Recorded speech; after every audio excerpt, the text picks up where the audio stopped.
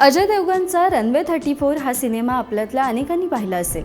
या सिनेमात flight land करण्यासाठी रनवेवर अनुकूल वातावरण नसल्याचं सांगितलं जात असल्याचा एक प्रसंग आहे। वातावरणावर लक्ष ठेवण्यासाठी असणारी एक सिस्टीम या प्रसंगात दाखवण्यात आली आहे, ज्याच्यावर सतत वातावरणात होणारे बदल दिसत असतात।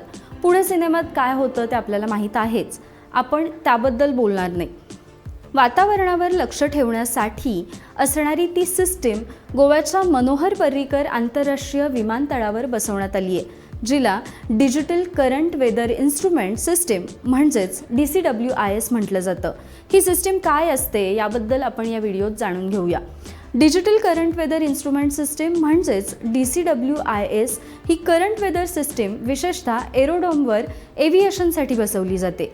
एव्हिएशनसाठी visibility, wind direction, wind speed, temperature, dew point, QNH म्हणजेच मीन सी लेवल प्रेशर म्हणजेच समुद्र सपाटीपासूनचा दाब या गोष्टी महत्त्वपूर्ण भूमिका बजावतात।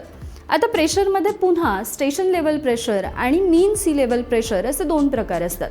स्टेशन लेवल प्रेशर म्हणजे त्या स्टेशनला असणारा हवेचा दाब आणि त्या स्टेशनचं प्रेशर समुद्र सपाटीपासून किती आहे याला मीन सी लेवल प्रेशर असं म्हणतात। जेव्हा प्लेन टेक ऑफ करणार असतं तेव्हा मीन सी लेवल प्रेशर हवं असतं आणि जेव्हा प्लेन लँड होणार असतं तेव्हा स्टेशन लेवल प्रेशर हवं असतं। या सिस्टीमच्या माध्यमातून दोन्ही प्रेशरची माहिती पुरवली जाते। एकूणच temperature, dew point, pressure, wind direction, wind speed, visibility, cloud या सर्व इलेमेंट्सचं एक एकत्रित निरीक्षण केलं जातं, ज्याला मीटर असं म्हणतात। हा मीटर टॉवरमध्ये बसलेला मेट्रोलॉजीचा जो माणूस असतो, ज्याला ऑब्झर्व्हर म्हणतात, तो बनवतो। ऑब्झर्व्हरला विशेषतः रनवेवरचा डाटा हवा असतो। हा डाटा मिळावा यासाठी DCWIS हे इन्स्ट्रुमेंट टचडाऊन झोनला जिथं प्लेन लँड किंवा टेक ऑफ करतं तिथं बसवलं जातं। तर रनवे पट्टीच्या बाजूला डिरेक्टोरेट ऑफ सिव्हिल एव्हिएशन म्हणजेच DGCA नियमानुसार काही अंतरावर एका विशेष जागेत ही सिस्टीम बसवली जाते। ही सिस्टीम म्हणजे 10 मीटरचा फ्रँजिबल मास्ट असतो, जेणेकरून कधी काही प्रॉब्लेम आलाच तर तो फोल्ड करता येईल आणि इन्स्ट्रुमेंट मेंटेन करता येईल याचा विचार करून असा मास्ट बसवला जातो। या मास्टवर ATRH म्हणजेच टेम्परेचर आणि RH रिलेटिव्ह ह्युमिडिटीचा ड्यू पॉईंटसाठी सेन्सर लावलेला असतो, तसेच प्रेशर सेन्सरही लावलेला असतो।